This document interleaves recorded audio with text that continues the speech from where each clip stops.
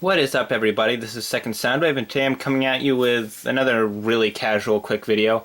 This is a semi-review for Busou Shinki Arnval, MMS01 Angel type. Now, not doing a full-on review because I actually broke a piece on this figure. One of the connectors that attaches her wing to her body, it used to have a peg right there. It doesn't anymore. So yeah, pegs can definitely break on these. If you hear like squeaking when you're like putting stuff together, I'd recommend immediately removing it as carefully as you can. Possibly, if possible, like pounding it out with a pin or something so you don't like twist the parts. And then shaving or sanding down the peg to just get rid of a little bit of that friction so they're not together super tight. Cause yeah, I'm actually don't have this even close to the official configuration. There's like this piece you're supposed to put on the back and then connect the wings to, but again, that kind of broke, so I'm just using a pair of male-male adapters that came with Lacamento, and I've just kind of thrown them on in a semi-decent looking configuration for this video. Now, Busou Shinki. Basically, they're like action figures. They're kind of the Figma before Figma.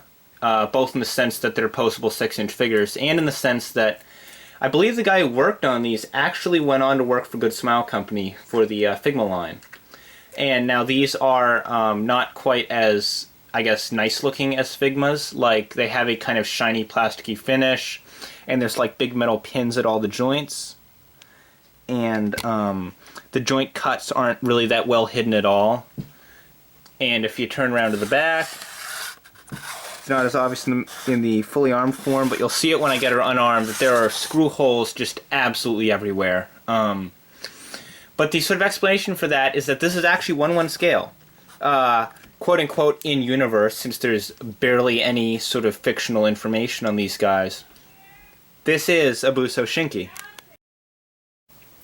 It's like I was saying, there isn't much fictional sort of information on these guys, but apparently they're actually supposed to be around this size because they're like little sort of robot things, and they fight kind of like sort of like Gundam build fighters, actually, in like these sort of holographic arenas, except that they're kind of a little like Pokemon too, in the sense that they're actually alive and they're sentient and they want to serve their master for some weird reason. And yeah, they're little robot girls, and hence they have big metal pins at all the joints, and they really just look fake as possible, but they're still pretty cool.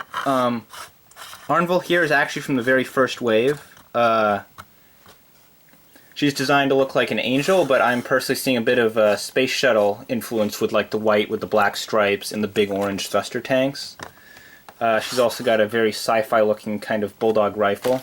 She also comes with a little handgun here in the bag of parts, as well as a few other armor parts that I'm not using on her, plus a huge rifle you saw in the unboxing, and an alternate hair piece that doesn't have the helmet attached.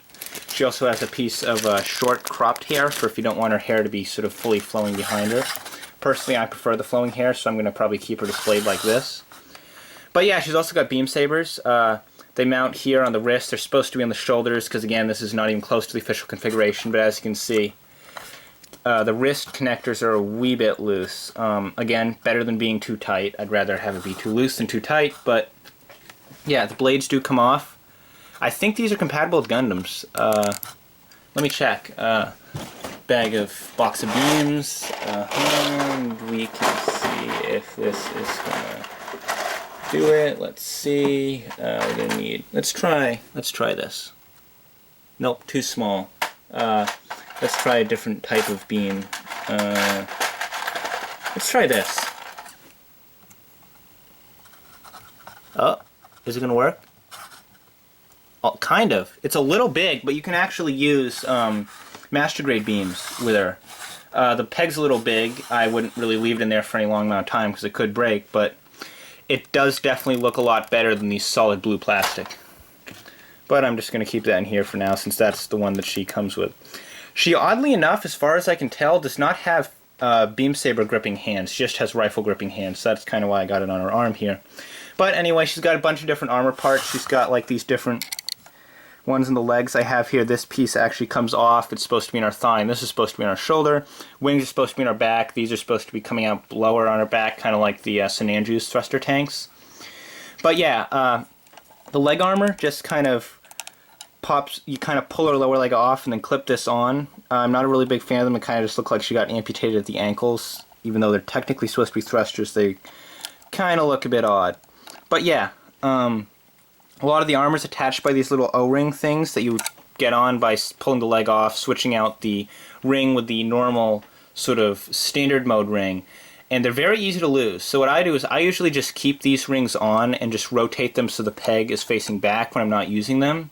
And then I just keep the smaller rings in a nice, safe little baggie because they are very easy to lose. I haven't lost any yet, hoping not to.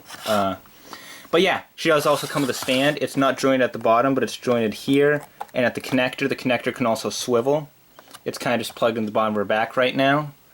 But there are a couple different adapters for plugging in armored and unarmored. And I'm not going to armor and unarmor on camera because that's going to take way too long, but I am going to show you quickly what her sort of unarmored form looks like. So here's Arnval in her unarmored state with all her armor parts just kind of lying in a pile next to her. And like I said, these parts are on little rings, and you get little sort of non-obtrusive rings that go in around them. I decided to switch them out this time just for the sake of the view. You can see I also gave her a pistol and her short hair, so she doesn't have any alternate faces. There's actually no way to switch out her face like there is on some of the later Shinkis, but basically this is the sort of basic body. It's very sort of plain, sort of very simple. And again, a lot of screw holes, a few peg holes for various things as well. I think you can use the screw holes as peg holes, but they're not super deep, so that might not work. Articulation is just amazing. It goes down and up. Her head tilts, swings, basically does usual head stuff.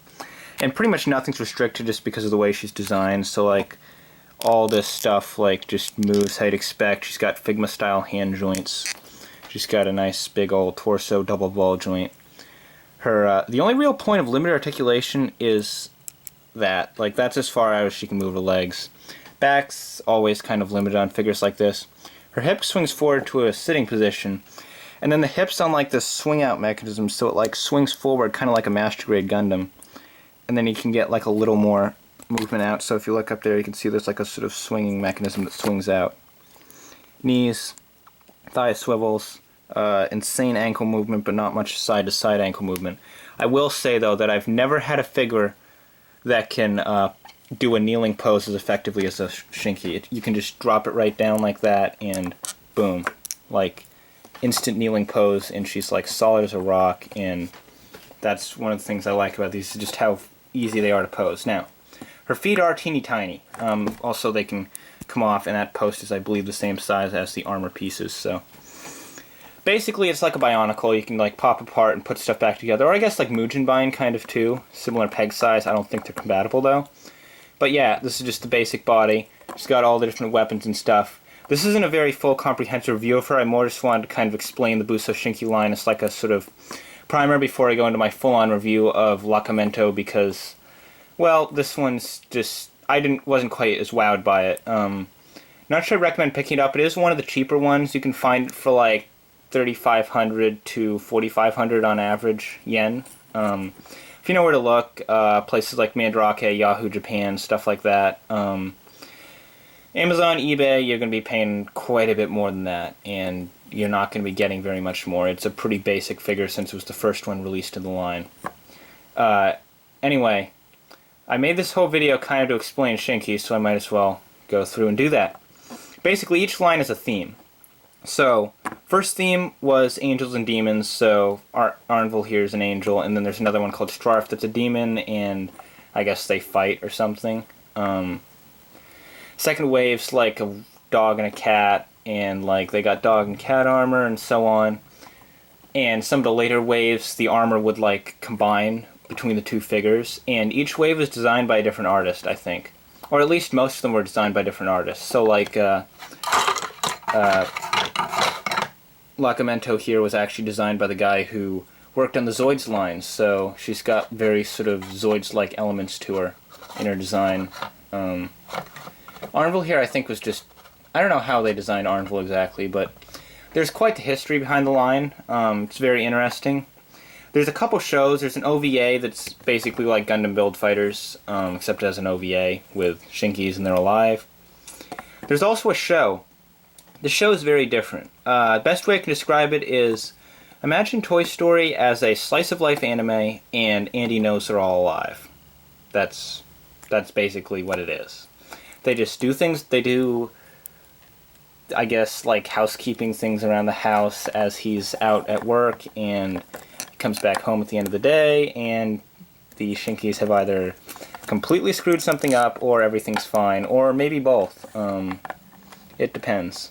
But yeah, as you can see, very posable, very robotic looking just because of the joints and stuff. Her gun hands hold things well enough. They don't really wrap tightly around, but they're made out of a kind of rubbery plastic, so they kind of stick to the gun and kind of tack it in place, which works well enough. I mean, it's not going to come out if you shake it, but like little bumps can dislodge it. I'd say it's pretty sufficient. Yeah, the armor definitely needs some work. There is a second version of this figure called Arnval Tranche 2 that I would like to pick up at some point. It's basically like a 1.5. So like the head's updated so it has a more sort of expressive face, and you get I think an alternate face, maybe even two, I'm not sure. The hair is like, there's like an alternate like windswept hair piece, a couple different guns, but I think you still get all the stuff from the original one, so it's more like a sort of minor update than a whole new figure. There's another one called the Arnval Mark II that is a whole new figure, very different design, uses a different body type, isn't compatible with this one, doesn't use the little limb rings. That one tends to go for around 20,000 yen and above, so it's not something that you could really easily get a hold of, but if you have that kind of money to spend, it is, as far as I know, a very good figure. So, yeah. Arnval here, would I recommend her? Not really, she's okay. There are definitely better figures in the line. I picked her up because she was the first one that I really heard about, and I'd actually known about this line for a while, I just never bothered to pick any of them up. So I thought I'd start with the one that kind of started me off in the line, and then pick up Locamento because she looked to be my favorite out of the bunch, and having her in hand I can definitely say that she's awesome. But that's for the Locamento review.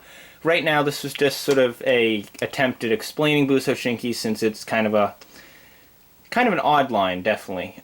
It might be coming back. Kotobukiya did get the rights to it, and they showed off a resin prototype of a kit of this very figure at Wonderfest 2015, so who knows, we might be getting more Busou Shinki in the future. But they won't be this type, they'll be kits, and they'll probably be compatible with the Frame Arms Girls line instead of this, so they'll have a very different armor layout, but maybe they'll be similar, I don't know. We literally know almost nothing about it at this point, so everything's just speculation, but yeah.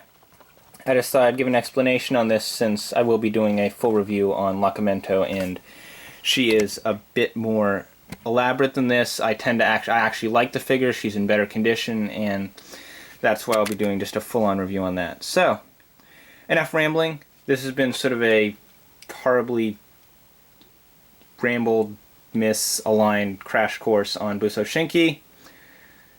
I guess I'll be seeing you next time. Bye.